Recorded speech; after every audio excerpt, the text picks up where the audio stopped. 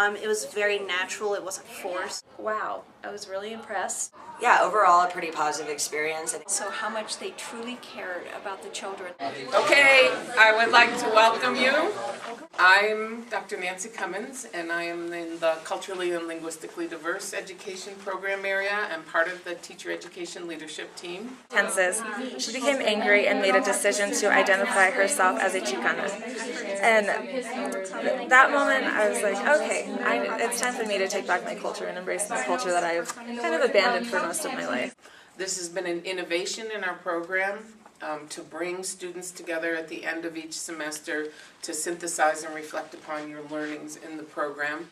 So to continue along with that, Don G. Williams and Venus Evans Winters say in The Burden of Teaching Teachers that as teachers we must examine our own educational experiences and how these influence our approaches to teaching, and understand that the way that we learn, the way that we know is not the same as our students learn or the way that they know.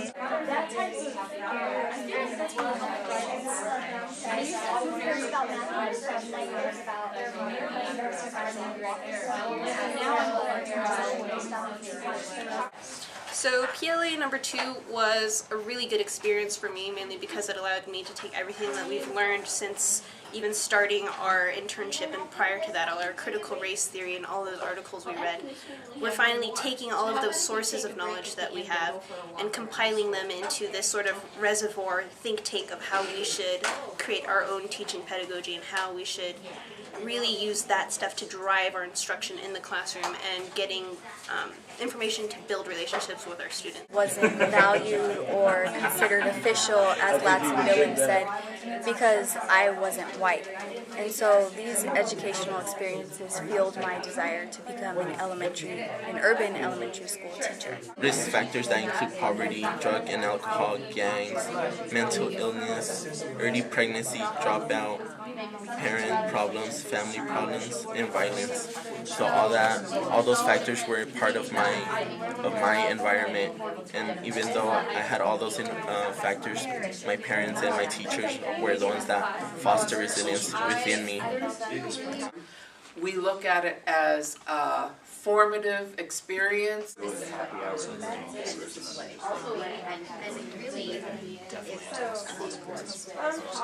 Equity is providing them all with their certain needs instead of everybody with the exact same thing as equality. Class, I kind of walked in there with my nose in the air. I was like, I've read Free Air, I listened to Razkaz, like, I know this racism thing. Like, I don't need to address my privilege because I've been living it. Like, I've been told about it my whole life.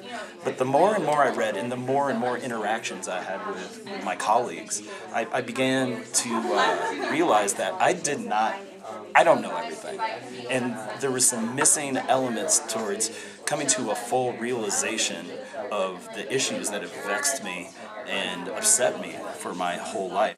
They're based for English only speaking, and like many of us, like me, I'm bilingual, and I had a hard time understanding many of the words that the test said. So I believe that it doesn't take you anywhere, and we need to change the way the tests are. All of this is about thinking forward to when you're teachers. You had to identify what you would do. What is that? What would you do to continue to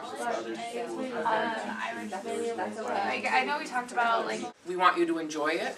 DART states that including families, community organizations, and industry and school programs and policy is a broader manifestation of this overarching value that everyone has a stake in schooling and everyone has actions in voice. So I think that's really important to show that everyone is important in their school. Everyone should have a part in the school, and that will give a sense of belonging in the community, which is essential for students.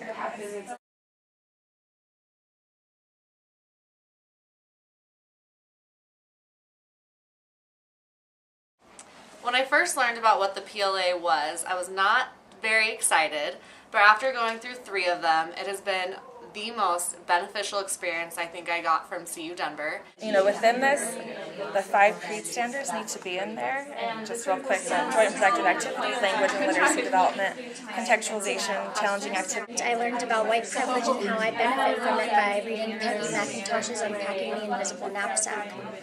That I found very important was, Kanisha mentioned it, was the individualist and collectivist thinking. So for me it was really important to understand the difference and learn about ways to incorporate different activities that fit both of these ways of thinking, so that After learning about Vygotsky and social cultural theory, that's what I wanted to use in my classroom. Provide peer feedback to each other. And I like that you brought that up, because sometimes students don't know that they can reach these goals, and they don't think that these things are attainable because no one's there telling them. But I think even just having the verbal feedback was enough, because I felt like I could say more and be able to listen a little bit more if I didn't have to write. That's a good thing for us to think about.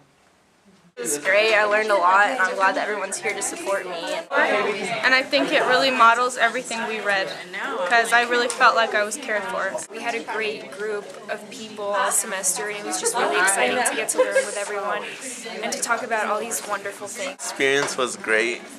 Learned a lot, and I'm glad that we're here. Like letting them know.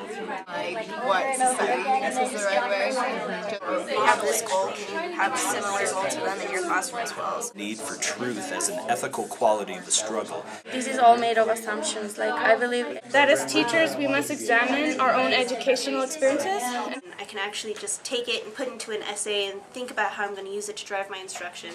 That they knew what their students needed to learn. And from the PLA learning experience, I got a job for next fall.